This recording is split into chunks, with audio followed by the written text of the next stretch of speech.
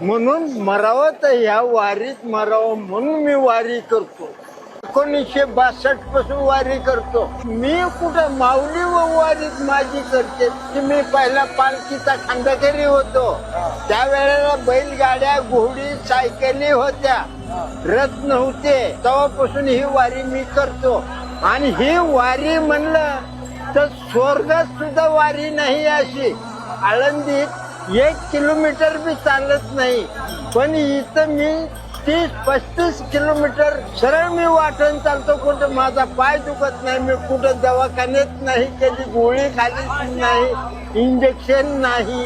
वारी म्हणजे काय की माझं ह्या रोडला मरण यावा ही मागणे देवाला मला कशाची अपेक्षा नाही.